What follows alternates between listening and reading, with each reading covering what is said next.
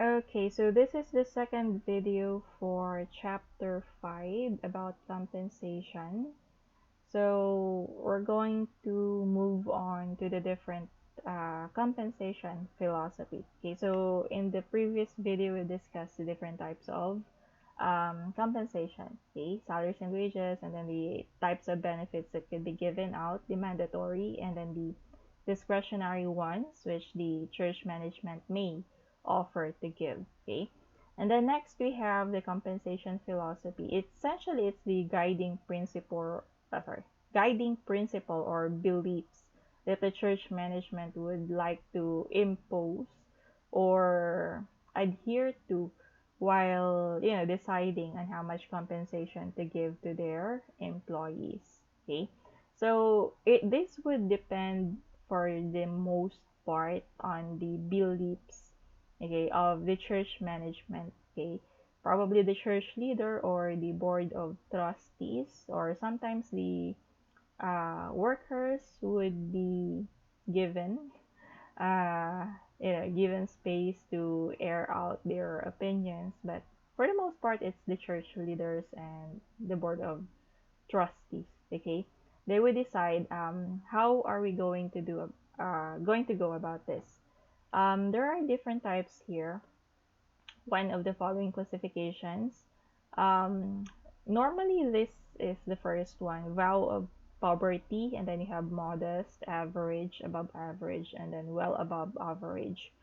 For small churches, especially for those that are just beginning their operations in their first year of operations in a certain community. So, since they are not yet aware how much cash revenues would be given to them by the congregation, the members, and the visitors, so they might want to, what do you call it, scrimp, or um, what's the word? Sorry. Uh, to be very frugal. Okay, yan. To be frugal in their expenses. Okay. Before they spend their money, of course, they have to make sure that the money would be there. So for the compensation, vow of poverty, meaning they're going to only be given enough money to be able to buy their necessities. If they're renting a place, then rent money, meals, and then a few some allowance for clothing, and other necessary supplies, okay, to live simply. Okay.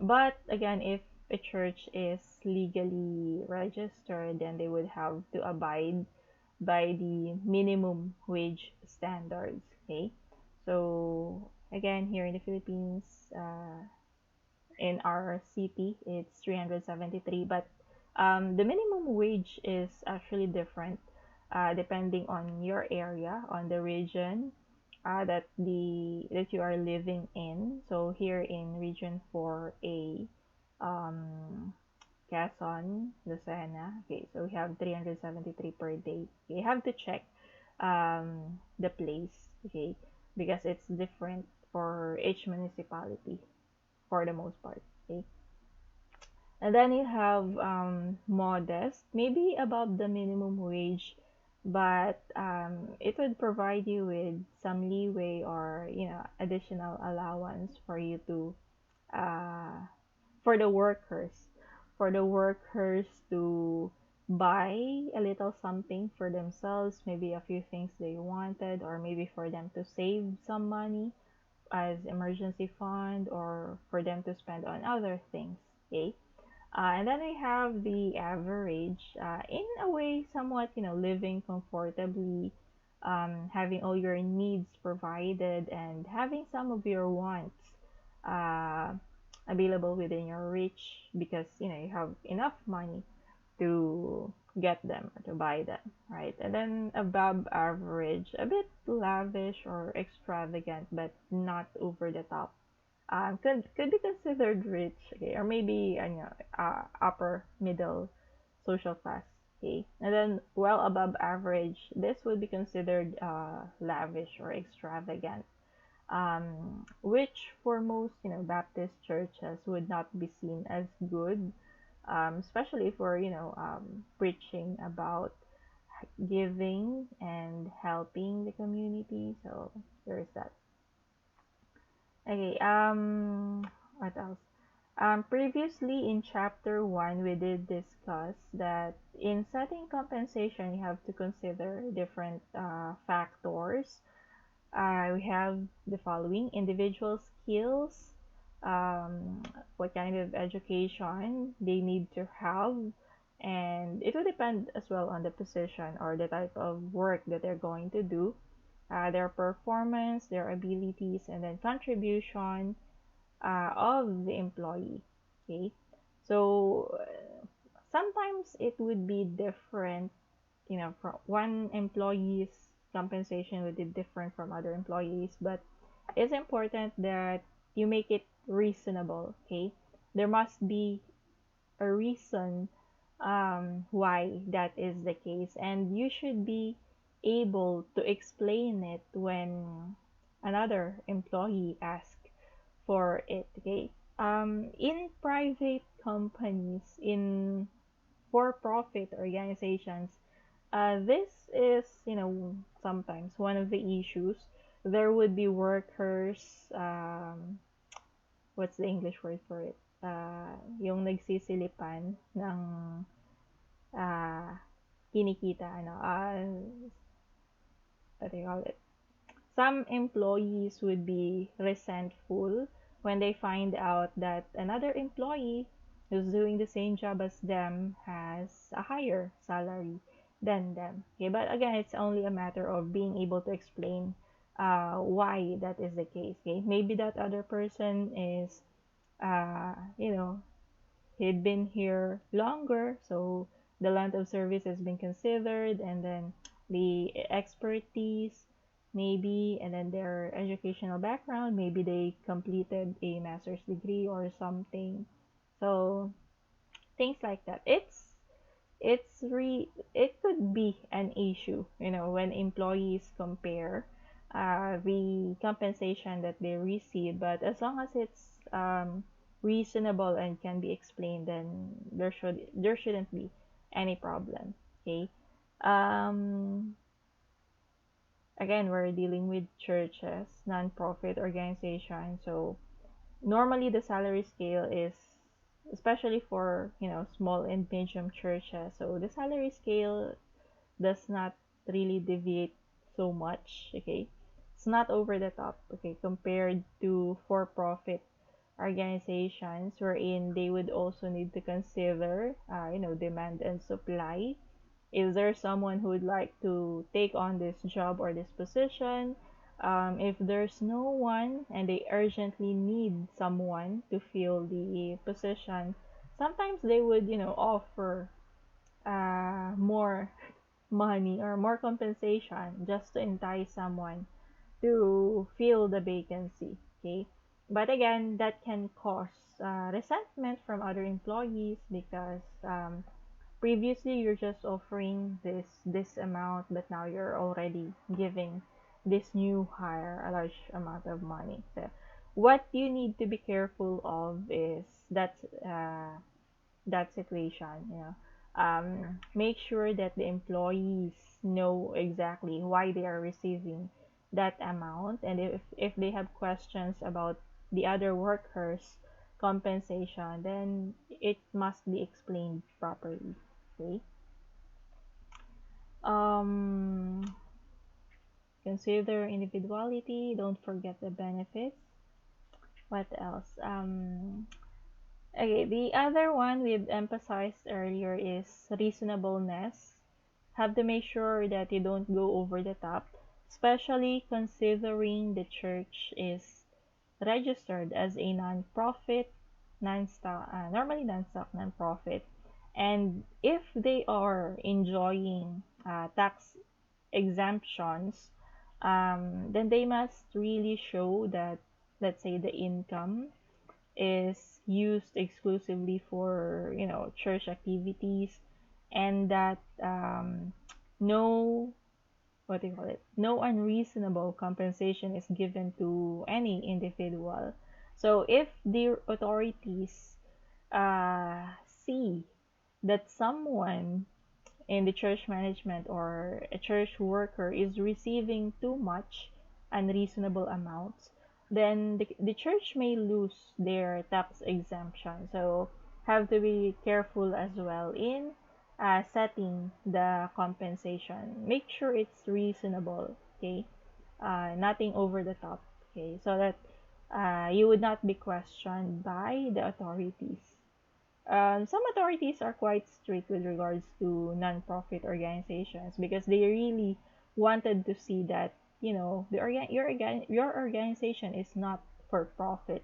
So why is it that this individual is receiving so much money? Okay, that's what they're trying to prevent. Okay, because you are a non-profit organization. Okay, but from what I've seen of Baptist churches, of course, I think we only try to become average, sometimes modest. Others, I think they do have vow of poverty, but again, have to consider. I think church management would also consider especially for missionaries that they send out to the field, they would consider the needs of the family. Okay, if the missionary going out is um, let's say a family man with only one child for now, so of course their needs would be lesser compared to someone with, let's say, 3 to 4 children. Okay, and then especially if the children are already, you know, grown up, going to school, so they would need more support, more compensation for them to be able to comfortably do their job without worrying about their needs. Okay, why is it that we need to compensate our workers? All right, of course they do have their own lives, they do have their own families to support. Some of them are also breadwinners. Their family depends on them for their living expenses. So it's really difficult to find, you know, volunteers who would work for the church without getting any payment because, of course, they have to eat, they have to pay their utilities, they have to pay their rent, they have to send someone to school. They have to prepare for, you know, emergencies, especially hospitalization. So the church workers, since they are working for the church, they're, you know, doing some jobs for the operations for the continued operation of the church, so they do deserve to be paid properly, they do deserve to be compensated properly. Otherwise the church may find themselves, you know, with no volunteers, with no workers.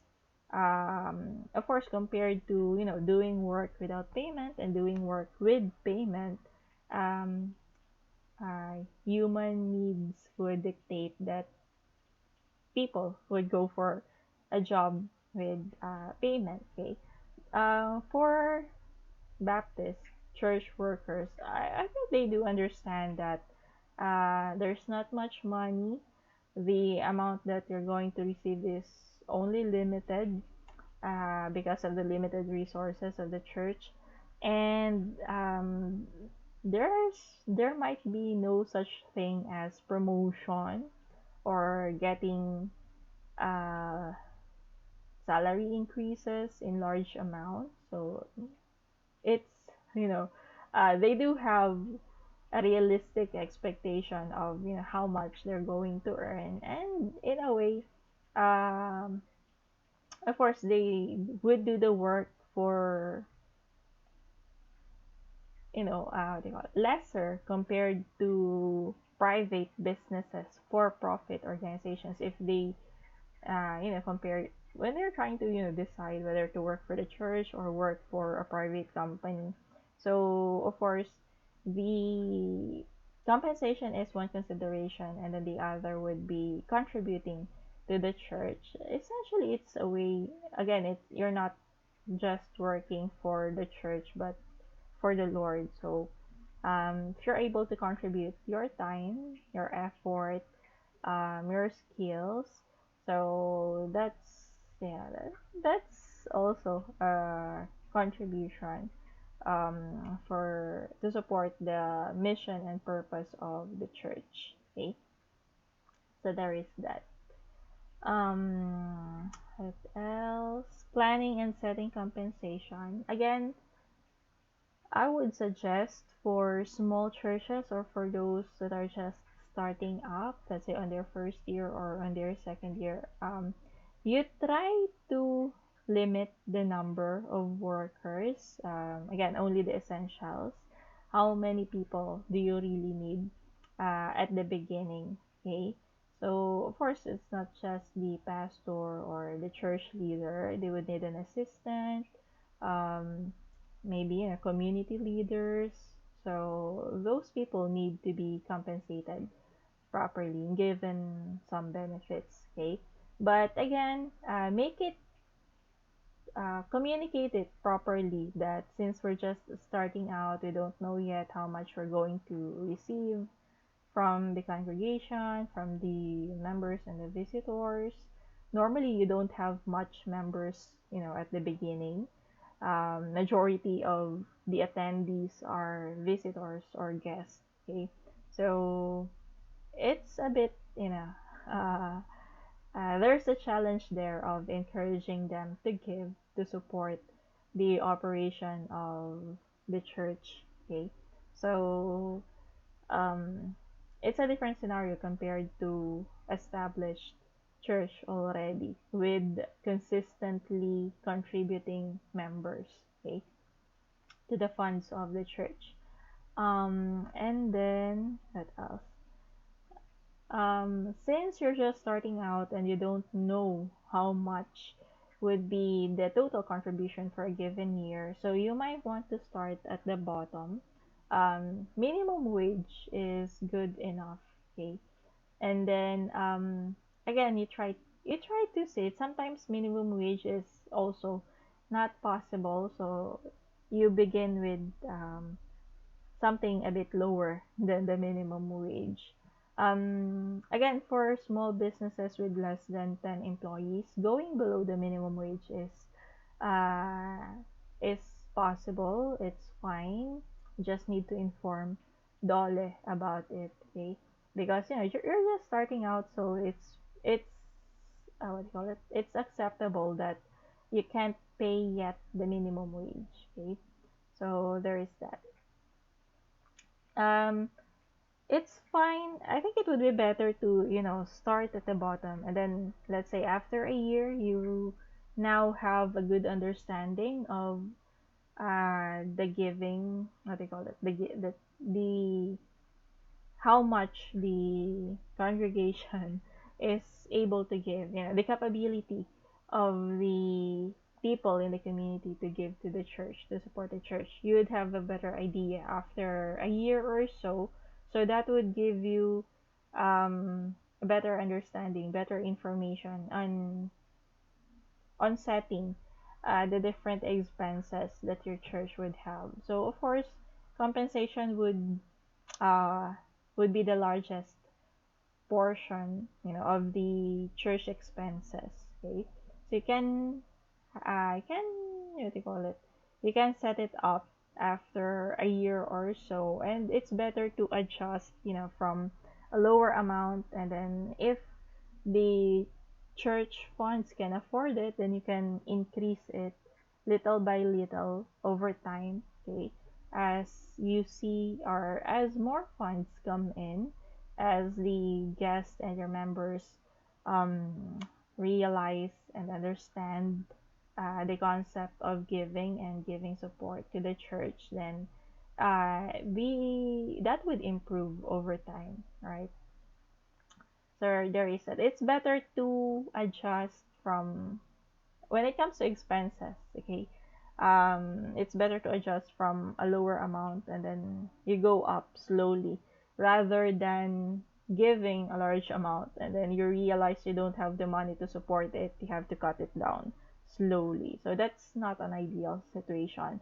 It's better to start at the bottom and then go up. All right. So I'm going to pause here and then continue with the third video later on.